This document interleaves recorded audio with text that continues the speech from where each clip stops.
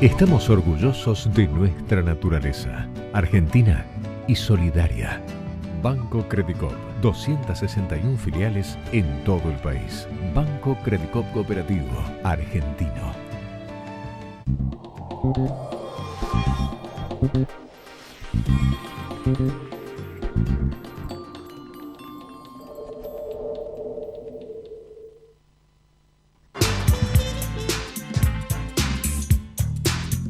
¿Qué tal? ¿Cómo les va? Bienvenidos a esta nueva edición de La Cultura del Trabajo. Y bueno, en toda esta semana vuelve a reafirmarse un discurso dominante por parte del gobierno. Ustedes saben que para poder justificar medidas extraordinarias siempre tiene que haber algún tipo de emergencia. El gobierno fabrica emergencias como si tuviera una fábrica, ¿no? O sea, la fabrica a diario, la fabrica semana por semana. La emergencia es el narcotráfico, la emergencia es la corrupción, la emergencia es aquellos trabajadores que se supone costamos mucho. El gobierno genera emergencias que no son otra cosa que una táctica para ver de qué manera puede hacer que no se cumpla la ley. No es otra cosa que esto, es un discurso para justificar que el enemigo es tal que hay que tratar de llevar adelante maniobras propias de una guerra. Trata de no cumplir la ley y así estamos, ¿no, Hugo? Así estamos, lamentablemente. Buenas noches, bienvenidos. Y Claudio, recién decías una guerra y decías enemigos. Lamentablemente tenemos que hablar que retrocedimos 40 años en materia de derechos humanos. No solo les basta con tener a Milagros a la presa política, sino que ahora tenemos que hablar de una desaparición, un detenido desaparecido. Hablamos de Santiago Maldonado, quien hace una semana fue apresado por la Gendarmería en una represión por un reclamo mapuche en Neuquén, y en Chubut, y todavía no aparece, no hay novedades de Santiago Maldonado. Una semana, Claudio. Detenido, desaparecido en democracia. Estamos en una situación donde las denuncias que se están haciendo, por lo menos hasta el momento de forma verbal y ya más institucional, no tienen respuesta. Y esa no respuesta nos acerca mucho a una situación donde aquel que tiene que garantizar tu seguridad, tiene que garantizar tu protección, es el mismo que acciona para que estés desprotegido. Y eso tiene un nombre, ¿verdad? Sí, terrorismo de Estado. Tiene un nombre, terrorismo de Estado, lo vivimos hace muchos años. Pensamos que era una etapa que había quedado atrás, que había quedado en una mancha de la historia argentina, en la dictadura, pero hoy en democracia, en el gobierno de Mauricio Macri, estamos hablando de un detenido desaparecido. La ONU se expidió, pidió explicaciones acerca de esto. Medios internacionales se preguntan, ¿dónde está Santiago Maldonado? Nosotros no lo podemos responder. Exigimos al gobierno desde aquí, desde este programa, los organismos de derechos humanos están convocando una masiva movilización el viernes en Avenida de Mayo y 9 de julio a las 16:30 empiezan a convocar, sería la concentración, a las 17 horas está previsto un acto para reclamarle a Patricia Bullrich, a Mauricio Macri y a todo el comité del gobierno nacional que Santiago Maldonado aparezca ya, de manera urgente, con vida. Todos tenemos la obligación de asistir. No solamente los militantes, sino todo el pueblo. Tiene que asistir porque tenemos que darnos cuenta que estamos perforando un piso. No podemos faltar a esta convocatoria del día viernes. Y bueno, dentro de las emergencias que plantea el gobierno está el supuesto encarecimiento o el supuesto altísimo valor que tiene la mano de obra en este país. Tan alta que impediría que se conformaran nuevos empleos, como si los empleos o si los empleadores tomaran gente porque fuera barata o cara, ¿no? Deme 10 que es barato. En realidad tiene que ver con la posibilidad que tiene el empleador de realizar una ganancia, y en un mercado interno que se achica y en una imposibilidad de exportación de una cantidad de productos porque no hay desarrollo de investigación ni inversión, es muy difícil que alguien tome más o menos trabajadores porque sean más caros o más baratos. De cualquier manera, tampoco es cierto que la mano de obra argentina sea cara, pero hablando de esto, los empleadores tienen la costumbre de decir que si los trabajadores queremos trabajar con derechos y sobre todo queremos trabajar conservando nuestra salud y nuestra seguridad, esto obstaculiza de alguna manera la formación de empleo. Y para eso hoy tenemos a una compañera que es la doctora Liliana Capone. ¿Cómo estás, Liliana? Hola, ¿qué tal? Buenas noches. ¿Cómo andás? Y bueno, con una cantidad de iniciativas, ¿verdad? Porque el gobierno ha empezado ya hace un tiempo, pero ha pegado un salto importante, o ha intentado pegar un salto muy importante para avasallar nuestros derechos. Y bueno, en ese sentido creo que vos tenés bastante para decir, ¿no? Sí, bueno, gracias por la invitación. No, por favor. Y para contar también que ante este avasallamiento, las centrales sindicales, un grupo de sindicatos, nos unimos porque damos una batalla desde la acción, desde la unidad de acción. Y este es el espacio Salud, Trabajo y Participación de los Trabajadores, donde hay sindicatos de CGT, de Corriente Federal, que también pertenecen a la CGT, y de la CTA. ¿Qué es lo que decimos nosotros? En primer lugar, lo que estamos tratando es de poner blanco sobre negro. Y esto hay dos cuestiones muy serias. Dicen que las pymes cierran, las pequeñas y medianas empresas cierran por los juicios laborales. Lo primero que nosotros vimos con datos oficiales de la superintendencia, ¿se ve bien? Sí. Es que solamente los juicios laborales afectan al 2% de las pymes. Es decir, que las pymes cierran por el tema de los juicios laborales es mentira. También dicen que hay menos accidentes. En realidad no es que haya menos accidentes, hay menos trabajadores. Estamos alrededor de 150.000 puestos de trabajo menos en blanco en lo que va de este gobierno. Quiere decir que si uno compara accidente por accidente, tiene que tener en cuenta que hay menos puestos de trabajo. Totalmente. Entonces, cuando uno estudia las estadísticas sirven para un lado o para el otro. Si hay menos trabajadores, obviamente va a haber, teóricamente va a haber menos accidentes para ellos. Ahora, nosotros sabemos que las condiciones de trabajo en este gobierno, cada vez no tenemos discusiones paritarias, ¿no? Y las paritarias, lamentablemente, muchos gremios pudimos solamente hablar de salario, y entonces el avance es bastante caótico. Yo les quiero mostrar el tema de los juicios laborales. ¿Por qué? Porque la semana pasada salió el Ministerio de Trabajo y la Superintendencia exigiendo información de todos aquellos juicios laborales de los trabajadores y los abogados que los defienden, las listas negras, es decir, que nuevamente vuelven las listas negras a la Argentina. Como, a ver, elaborar una lista de los trabajadores que hacen juicio y de los abogados que los patrocinan. Que lo patrocinan, pero o sea, que defienden los derechos de los laburantes. El problema acá es que si en esos juicios la demanda marcan la palabra inconstitucionalidad, porque esta ley es inconstitucional. Entonces, al nombrar la palabra inconstitucional, inmediatamente son denunciados los trabajadores y los abogados. Tal es así que nosotros estamos haciendo un trabajo muy fuerte en la provincia de Buenos Aires y hemos logrado que el Senado no adhiera a la nueva ley de riesgos del trabajo. La ley de riesgos del trabajo en este momento ha sido confeccionada por las propias ART, con lo cual los trabajadores se han quedado sin la vía judicial laboral. O sea que un ente privado, como son las ART, ha confeccionado las propias listas. Totalmente. Y la Superintendencia de Riesgo del Trabajo... Y que tiene un interés en todo esto. Claro, obviamente. Porque, a ver, esto es un tema financiero, es un tema económico de concentración de capital. No estamos hablando de salud. Tal es así que si nos fijamos que en realidad lo que aumentan son los expedientes, no los juicios. ¿Pero por qué aumentan los expedientes? Los expedientes aumentan porque las aseguradoras de riesgo del trabajo rechazan lo que los trabajadores van a demandar. Entonces, obviamente, el trabajador demanda. Ahora, no es que aumentan los juicios. O sea, lo que los trabajadores están pidiendo por vía administrativa es rechazado, por eso aumentan los juicios.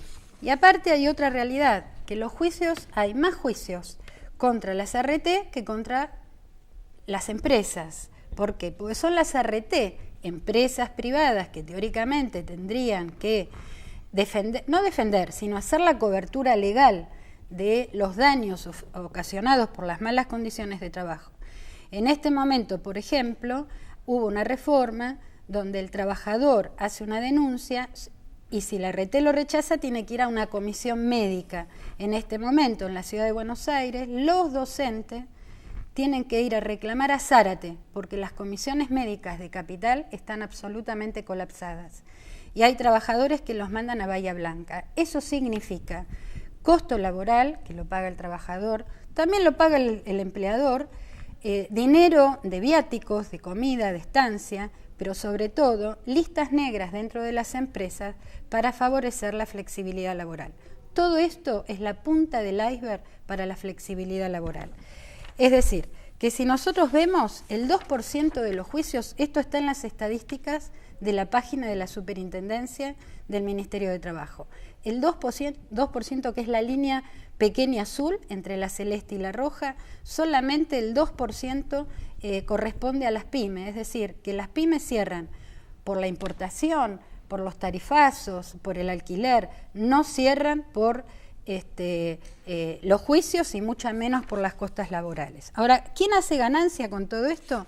6RT. Esto también está en la superintendencia.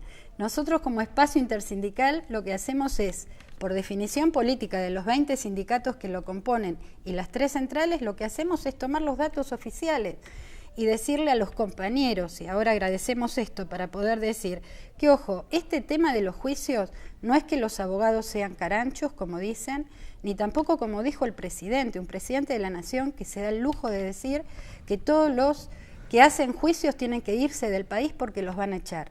Es terrible. A ver, tiene que haber la legislación que corresponde. Hacer listas negras desde el Ministerio de Trabajo y que el trabajador que denuncia tenga que estar en una lista con nombre y apellido y patología, no solamente va contra los derechos laborales, sino va contra los derechos humanos y la falta de ética de los médicos que están trabajando y haciéndose cargo de este sistema perverso. Vos sabés, Lili, ustedes saben que nunca lo que declara aquel que llama a la emergencia, en este caso la emergencia es el costo laboral, nunca resuelve el problema de fondo. O sea, acá el problema no sería que los trabajadores no se enfermen o no se accidenten en el trabajo, que es lo que deberíamos estar trabajando absolutamente todo. El problema es ver cómo se los estigmatiza y cómo se persigue a aquellos abogados y a aquellos trabajadores que han tenido un problema y reclaman por sus derechos. ¿Qué sería lo más sencillo? Eliminar los riesgos. Trabajemos todos en eliminar los riesgos. ¿Se entiende, no? Es clarísimo. Es clarísimo. Bueno, ahora, ¿es muy caro es más caro? Mirá lo que te voy a preguntar, ¿Es más caro para un empleador eliminar el riesgo o seguir trabajando con los riesgos y ver qué pasa? A ver si algún compañero se cae o algún compañero pierde la vida. Uno debe de distinguir entre inversión y gasto. Bien. Cuando uno invierte para algo futuro y algo comunitario.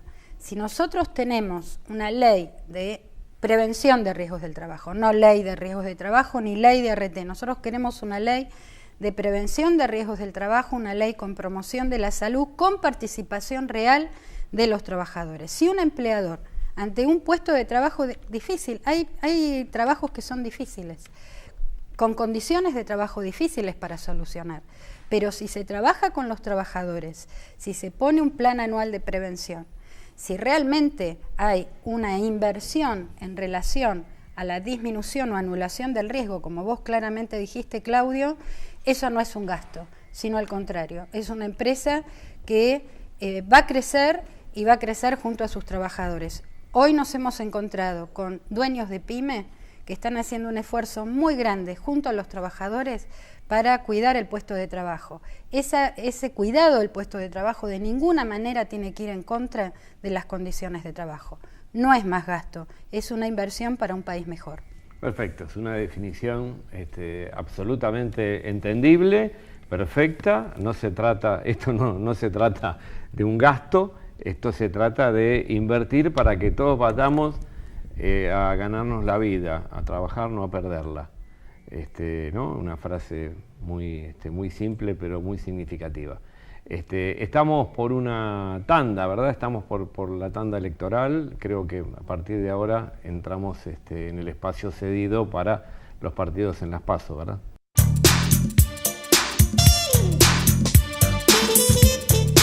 Bueno, el domingo que viene serán las elecciones de medio término, las PASO, y aquí en la ciudad de Buenos Aires tenemos un montón de problemas estructurales, por eso vamos a presentar a Juan Manuel Valdés. Él es candidato por Unidad Porteña, precandidato a legislador, mejor dicho. Sí, precandidato por Unidad Ciudadana en Unidad Porteña. En Unidad Porteña. Lista 501A, ya que estamos hablemos con Mariano Recalde y entonces de Unidad Porteña y Unidad Ciudadana.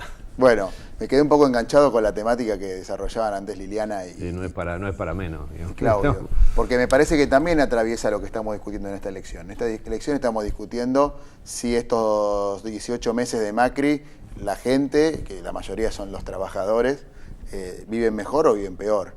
Y en la ciudad de Buenos Aires estamos viviendo una situación donde los jóvenes tenemos un real problema para integrarnos al mundo del trabajo, donde el 23% de los jóvenes no consigue un empleo y el 30% de las mujeres menores a 29 años no consigue empleo. En esta ciudad vemos que, bueno, lo que pasó con esta Expo Empleo, la que hicieron en la rural, donde hubo 100.000 pibes que fueron a buscar empleo, fueron con el currículum bajo el brazo y se fueron con las manos vacías, donde... O con propuestas de pasantías. Claro, propuestas de pasantía, gratis. donde se cierran negocios permanentemente, un restaurante por día cierra en la ciudad de Buenos Aires estos últimos 18 meses. Se une el sindicato de Luis Barrio Nuevo, que sabemos que no tiene mucho que ver con Unidad Ciudadana. Él dice que cerraron por lo menos 700 bares y restaurantes en la ciudad de Buenos Aires. Esto significa menos oportunidades para la gente. Y al mismo tiempo vemos una situación donde el gobierno, la respuesta es, bueno, conviértanse en emprendedores, vayan a producir cerveza artesanal. Se perdieron 55.000 puestos de empleo en la industria a nivel nacional, ¿no? Y el gobierno dice que hubo brotes verdes esta última medición del INDEC, que hubo reactivación de algunas ramas. ¿Sabés cuáles fueron las ramas que crecieron? Creció el sector estatal, que ellos venían diciendo que era la grasa militante, ¿no? Decían que el Estado era un sector obsoleto, que había que achicar el Estado, ¿no? Y por otra parte creció el cuentapropismo. ¿Qué quiere decir el cuentapropismo? No quiere decir que hay nuevos Steve Jobs o nuevos Zuckerberg, los dueños de las empresas tecnológicas del mundo, ese tipo de emprendedores. Quiere decir que hay trabajo sin derechos, trabajo hecho a través de monotributo y que es mal remunerado, que no tiene previsión social, que no tiene derecho a la salud, digamos, un trabajo para el cual es más barato para el que emplea, pero más costoso para el empleado, ¿no? Y lamentablemente es triste que ese es el futuro que nos augure, porque sabemos que lo que está en discusión en esta elección es si vamos a un país con más derechos o un país con menos derechos, si vamos a poder por lo menos defender lo que tenemos hasta ahora o si van a profundizar el ajuste. Lo que está pasando en Brasil es muy grave, ya vemos que es el modelo que sigue este gobierno, una jornada laboral de 10 a 12 horas, media hora solo para descansar, una edad jubilatoria para las mujeres de 65 años, una sociedad más injusta, en definitiva. Es curioso cómo te quieren vender gato por liebre, ¿no? Porque resulta que ahora el empleo informal son los famosos emprendedores. Está de moda este tema de los emprendedores. ¿Y sabés qué están haciendo? Están buscando enfrentar además a los cuentapropistas, a los trabajadores en negro con los trabajadores en blanco, diciendo que los trabajadores en blanco tenemos una cantidad de privilegios, le dicen privilegios, con vacaciones, aguinaldo, nos enfermamos y nos pagan igual. Y bueno, y eso se supone que está mal, digamos, que nosotros no hay que nivelar para arriba, hay que nivelar para abajo. No, y la culpa de no conseguir trabajo es la poca educación que tiene el que busca trabajo y no del sistema educativo en todo caso. Y aparte es una gran falacia, porque sabés que el sector que más empleo perdió en los últimos 18 meses es el que tiene secundario o universitario. Digamos, es el sector instruido de la masa laboral el que hoy está sufriendo, sobre todo la falta... más calificado. El más calificado, digamos, el que está faltándole el trabajo. Entonces, acá lo que hay es un país que le clausura oportunidades a la gente. Estamos yendo hacia una sociedad que le quita oportunidades a los jóvenes, que le quita oportunidades a los comerciantes, que le quita oportunidades a los jubilados. Realmente es una sociedad más injusta y yo creo que la responsabilidad que tenemos en Unidad Ciudadana es convertir esa decepción, esa preocupación en votos. Esa preocupación en lugares en la Cámara de Diputados y en la legislatura que le digan al gobierno que tiene que frenar el ajuste, que le digan al gobierno que así no vamos bien y que pongan un límite a este ajuste para el cual no fue votado el gobierno de Mauricio Macri, porque no estamos pidiéndole a Macri que haga lo que haríamos nosotros en caso de estar en el gobierno. Estamos pidiéndole que cumpla con las promesas por las cuales lo votaron. A Macri lo votaron porque dijo que no iba a quitarnos nada de lo que teníamos. Tengo una pregunta. ¿No es pedirle peras al olmo esto? Bueno, pero creo que la gente se lo tiene que pedir. Claro. Nosotros estamos pidiendo, estamos pidiéndole el voto a la gente para que la gente se lo exija a Macri. Tenemos la oportunidad, una vez todos los argentinos, el 13 de agosto y después del 22 de octubre, de decirles todos juntos a Macri para dónde queremos que vaya y para dónde queremos que no siga yendo, ¿no? Por lo menos para dónde queremos que no siga yendo, porque no es lo mismo que esto se consensúe y tenga una cantidad de votos, digamos, aceptable, entre comillas, a que haya un no a esta política. No nos olvidemos que la diferencia fue un 2%. Y en ese 2% lo que se está haciendo es cambiar radicalmente un modelo de acumulación y de país. Y por lo menos es excesivo, ¿no les parece, digamos? Sí, no pareciera estar gobernando de acuerdo a solo un 2% de diferencia. Está gobernando, está yendo por todo, ¿no? Puso a manejar la política de precios a uno de los dueños de la principal cadena de supermercados. Detrás de los aumentos que hay en los medicamentos tiene al dueño de la principal cadena de farmacias de la Argentina como vicejefe de gabinete. Detrás del aumento de Desur y de Denor tiene a sus mejores amigos, Nicolás Caputo y Marcelo Minlin. Digamos, hay un sector, una minoría muy chiquita que está yendo por el derecho de la mayoría. Y nosotros no lo podemos permitir, tenemos que parar todos juntos esta situación. Sí, Claudio, queda claro que ahí esto se tiene que parar con votos, pero, por ejemplo, esta flexibilización laboral que se está haciendo a través de las listas negras en la SRT, ¿cómo se para? Ya se paró. En primer lugar, con lo que decíamos antes, la unidad de acción. El lunes a las 8 de la mañana hubo una conferencia de prensa en CTA de los Trabajadores Nacional, junto a 20 sindicatos, en este espacio de salud, trabajo y participación de los trabajadores, donde dijimos que no, donde dijimos que lo íbamos a denunciar, y a las pocas horas se presentó una cautelar de un grupo de abogados, donde esa cautelar se dio al lugar, con lo cual estas listas negras no pararon, digamos, ya las estaban haciendo.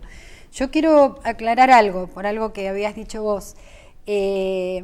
Antes se pedían los datos, pero no se pedían los nombres y apellidos de las personas, ni tampoco las patologías. Simplemente se seguía, había un registro para ver la litigiosidad. Ahora es nombre y apellido. Como dijo Claudio, ni siquiera las causas por las cuales la gente se enferma por malas condiciones de trabajo. Es decir, que esto concretamente es inconstitucional y lo hemos parado. ¿Cómo? Con la unidad de acción, que es un poco lo que plantea Juan.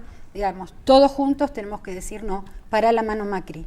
Sí, la inconstitucionalidad de esta que hablas se basa en el derecho de habeas data, ¿no? Obviamente. Por ejemplo, sería que a nosotros los periodistas nos pidiesen que revelemos la fuente de quien nos dé una información. Ahí está la gravedad del asunto, Claudio, me parece, ¿no? Es donde hay que hacer foco. No, por supuesto. Esto es generar un listado para ver a aquellos quejosos, entre comillas, porque se supone que si te haces el chanchorrengo, digamos, te estás haciendo el enfermo. La verdad que es delirante.